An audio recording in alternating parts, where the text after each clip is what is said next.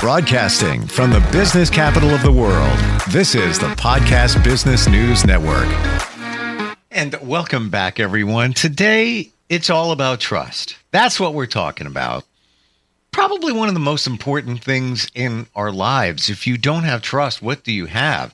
But that goes in many different directions. Trusting others, trusting yourself, trusting the process, trusting the path. How do we find this trust? How do you find the strength to continue to trust when you've been done wrong? Lots to uncover here. I trust this is going to be a great podcast, and she is somebody that helps people with many different challenges as the woman behind Full Moon Behavioral, and it's located in Texas. And Dr. Elena Gherman is our professional of the year, and she's back with us. How are you doing today?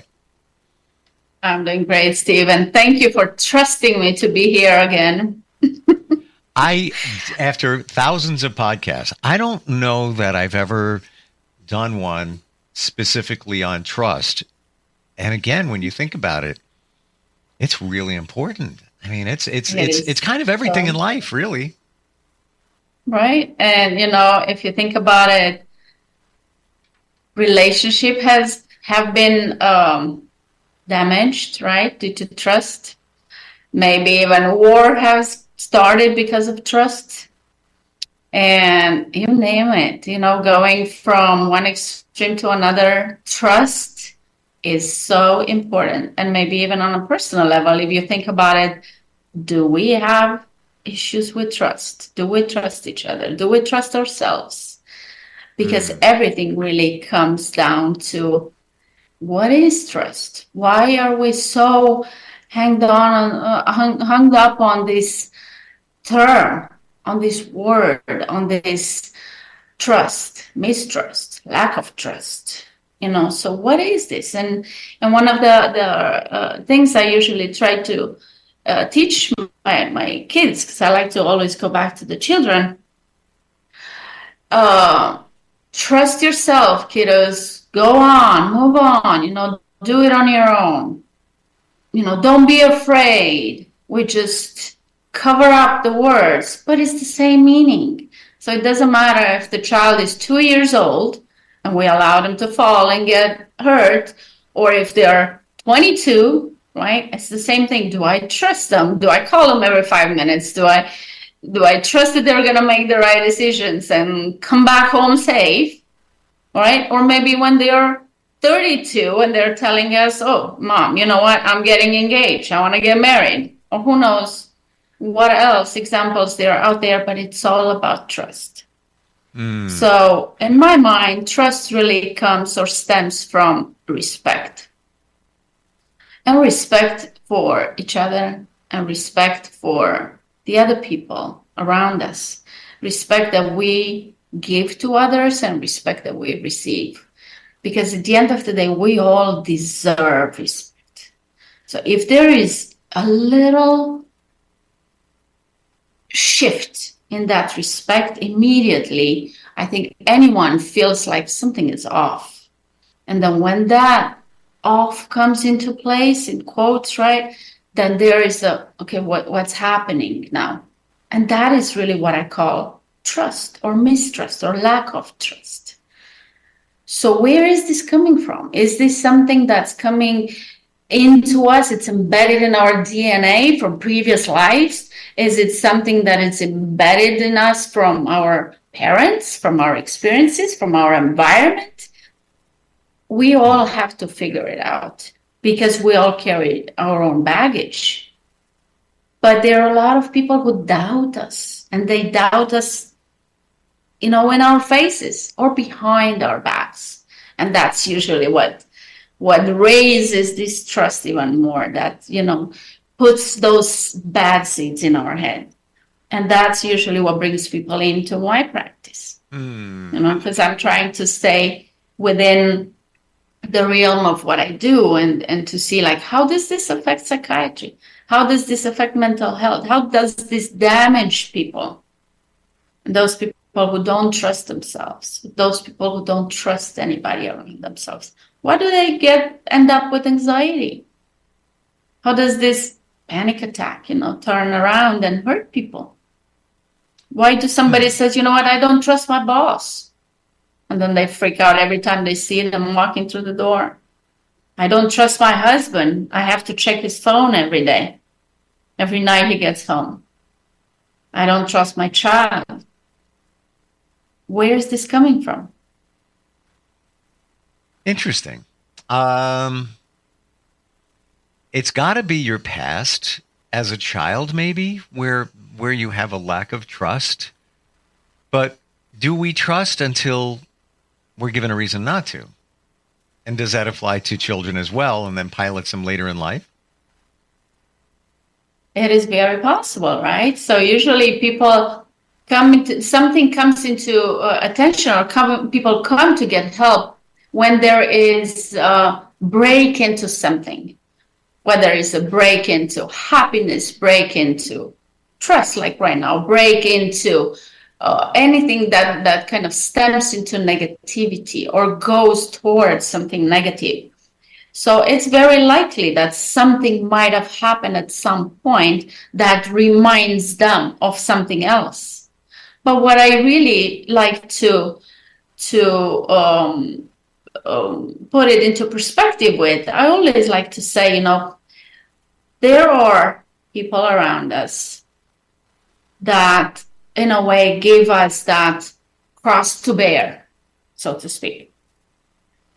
Give us that their burden in a way, or put that blame on us, or did something to us in a way to make us feel guilty, or make you feel like you are the one because of, I don't feel comfortable, I don't feel well, I am this way because of you. And that's what puts the seed in your brain. And that's where you start doubting. And doubt is like a little baby of the trust. So when you start doubting yourself, you start doubting the others. You start carrying around your own cross, or the other people's around you, you know, carrying everybody's burdens around you. Then you start wondering, like, what's my purpose? What's my role? I don't trust myself to be able to carry myself, to do what I'm supposed to do. And going back to my purpose, everybody else's purpose, why should somebody else trust me when I don't trust myself? Never thought of it that way. Yeah, think about it. Because people tend to blame each other. People tend to throw things your way. And then what we do, not everybody's brave enough to say, you know what, no, keep your things. I don't want to deal with your problems. Most people would say, sure, help you or be part of this. But then at the end of the day, you doubt yourself or you feel guilty. And this is so common in mental health. It might not be that common in patients that don't come my way, but this is common in mental health. This is where guilt, depression, anxiety comes into place. Somebody who's brave and takes it all and is the all doer, they don't cross my door.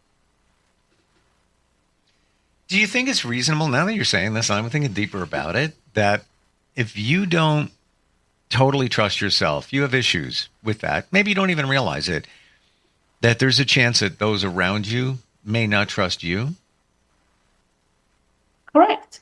And that's where I think it's coming from. They don't trust you, or they don't believe that they are capable of doing something, so they kind of almost like use you. And that's where it's a cumulative thing. So by leaning on you, people, they're looking for an almost like an excuse into aiding themselves, helping themselves. And when you cannot do it, or if they smell a little bit of weakness in you, then they lose it. And it's not that they don't trust you, but they also blame you, which is even more bothersome for people.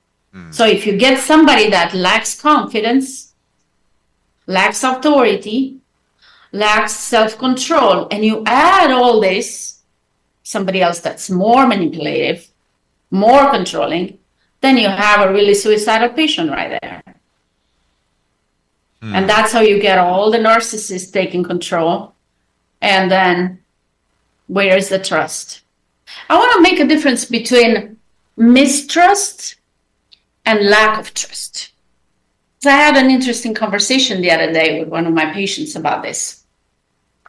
So how do we think about when we say, you know what, I don't trust someone versus I'm mistrusting in people in general. Okay.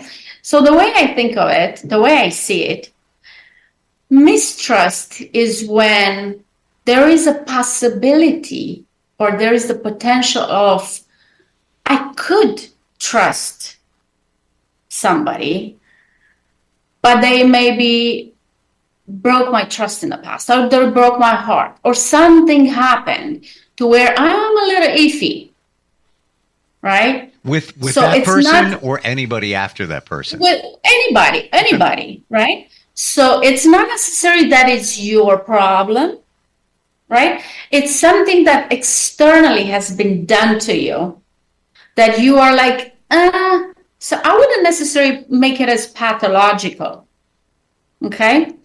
Versus no trust at all, like don't trust, is where you absolutely have your trust broken. It's done. It's over. You know, there is no trust. Done. That it's more on the realm of pathological. That's where I would go. It's probably PTSD. You see? Because probably something was really done and gone. So when you get to that point, it's like, oh no, there is no way I'm getting married again, or there's no way I'm going to go hang out with anybody in that particular place because something really happened. So that's when you have to ask questions and look at things and ask people to see where is about that. Because first of all, as an individual or as a professional, regardless where you take it, what side of the desk you sit on, right? You have to trust yourself. If you're a patient, trust yourself and then go with it. If you're a professional like me, I have to trust myself to be able to ask the questions. And the more you trust yourself, the stronger you become in yourself, in your abilities, and vice versa.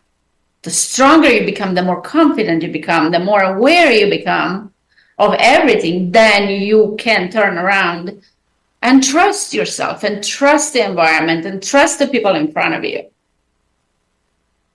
Does it sound confusing? It makes perfect sense to me, especially if you've been in a situation where you fully trusted someone and they did you wrong. They breached that trust, maybe in a major way.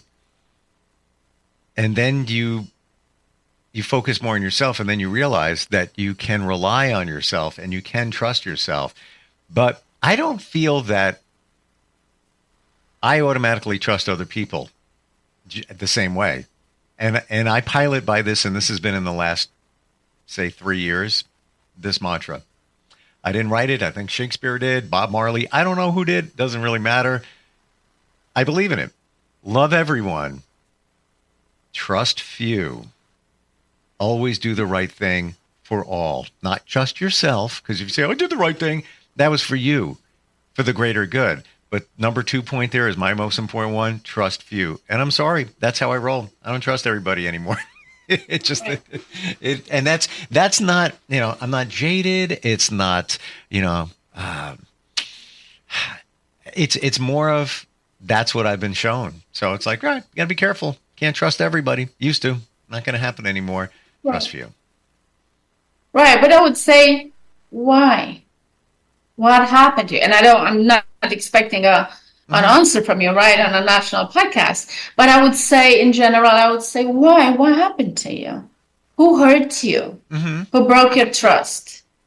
Because there must be something or someone that made you feel that way, right? So, because not one person or few people or not all.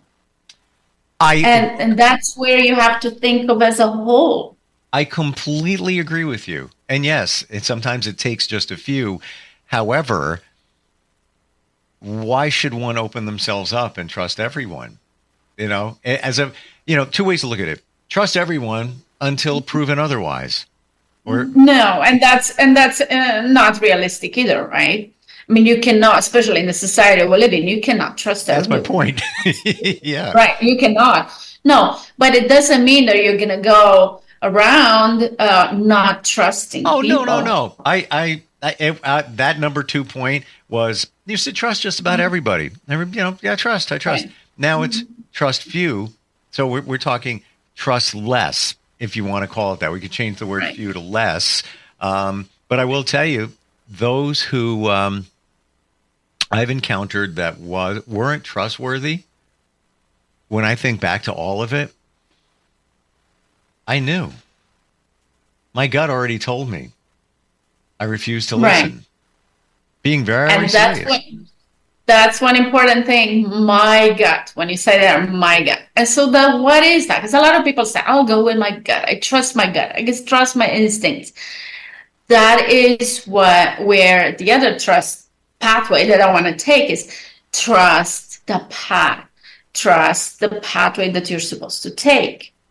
Trust the destiny. Trust the spiritual avenue that you are meant to take.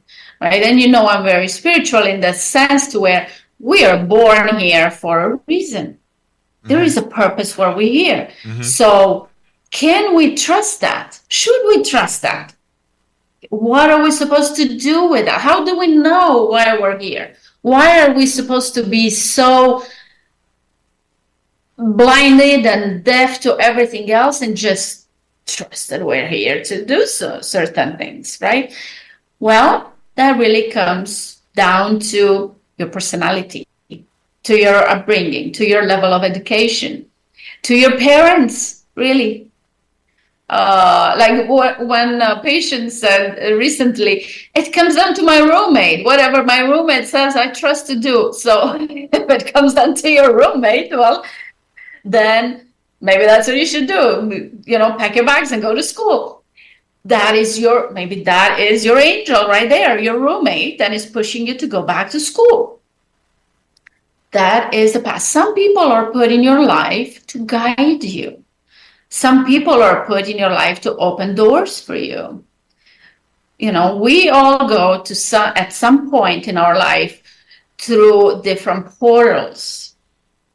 Some of them are more evident than others. Some people feel them, some people don't.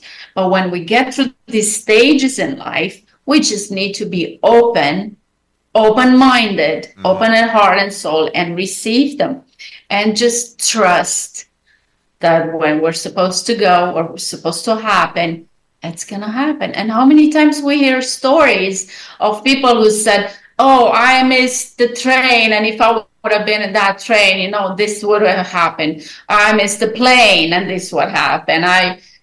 These unfortunate events that just because destiny played a role in it. Well, what's destiny really? It's a belief, right?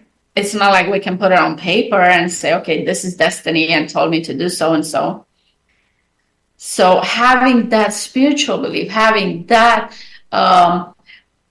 superpower, higher power, whatever you believe in, however we put this into perspective, it's an imaginary trust that our gut is telling us to do or not to do. Talk to that person or don't talk to the person. Like we tell the stories to our kids, don't open the door to strangers. Well, there is a reason behind it.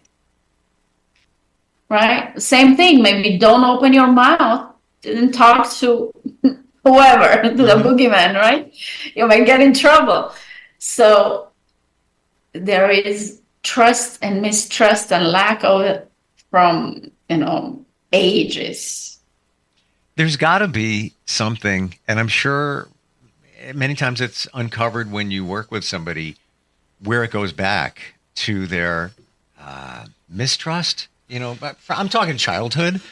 I'm sure you uncover that many times. Let's say somebody's got a fear of abandonment, so then they don't trust people.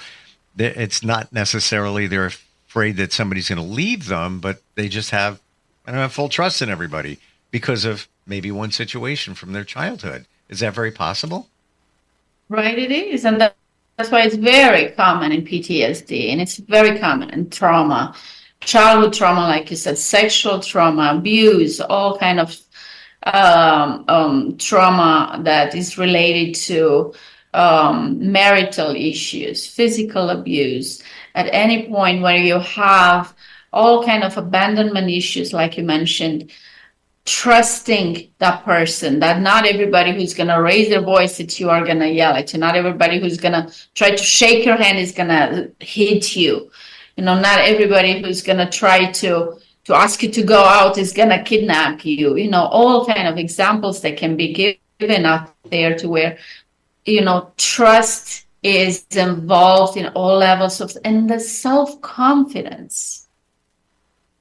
So many times, I cannot even begin to tell you how many times I talk to adults, patients, and we're trying to deal with daily routine lives. Like, I cannot sleep. I cannot complete my projects. I cannot. And everybody seems to be looking for some diagnosis. For ADHD diagnosis is very common for things like that. And when you go down and you talk about things from the past, it's really a lack of focus and concentration and trust and self-confidence that's coming from when they were like 7 and they were hiding in a closet somewhere.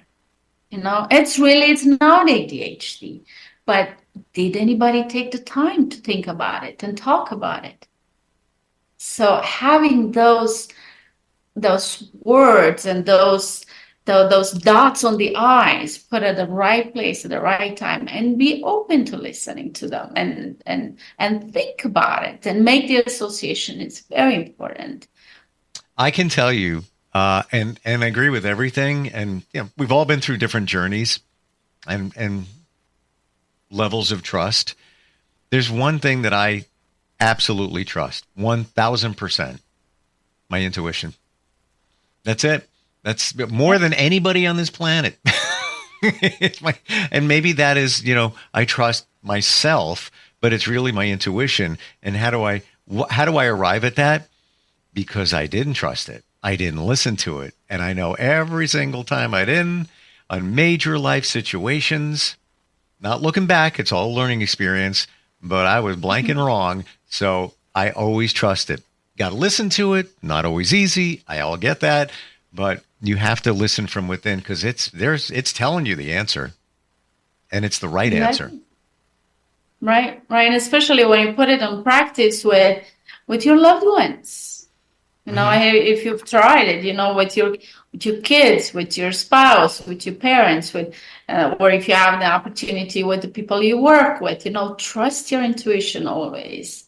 And talk about it. It almost feels like a parallel being there. At least that's how I look at it. It's a parallel being. The more I talk about it, the more I employ it, the more I use it, it's like the more wants to come out and be used and be spoken about. And it's good to feel it. It's like you feel the energy. We're going back to some of our previous talks. It's like you feel the energy, you feel the positivity, you feel the vibe, and it's just go with it. Just trust it. There you go. But what does it come down to? It just takes experience and practice of listening to it, because it's never going to steer you wrong.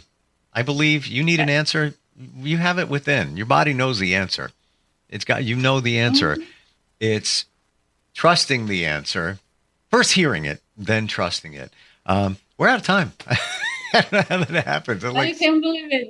This by. has been an amazing experience, Steve. Thank you so much. Same. Thank you. I trusted the process all along, and I really appreciate you for this opportunity. And thank you. And likewise, myself and others have learned so much, and you and your team are amazing.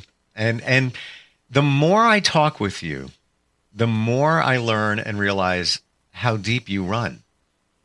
Yes, it's great to be somebody who offers, psychological help, but you also have a spiritual side that's pretty amazing. And I only realized it maybe in the last couple of times we've gotten together. Super cool. How do we find you? What's the best way? Thank you. So the easiest way would be through our website, which is fullmoonbehavioral.com. And all our contact information is on there. Thank you for all these great podcasts. And somehow, some way, I truly mean this. I trust we will be connected again. Absolutely. Welcome to Texas. I would love to welcome you to Texas, and all our listeners reach out and let's stay in touch. San Antonio. Thank you so much. I hear you calling. Yes. All right. We'll catch up soon. Thank you so much. Take care. You. We'll be right back. Appreciate it.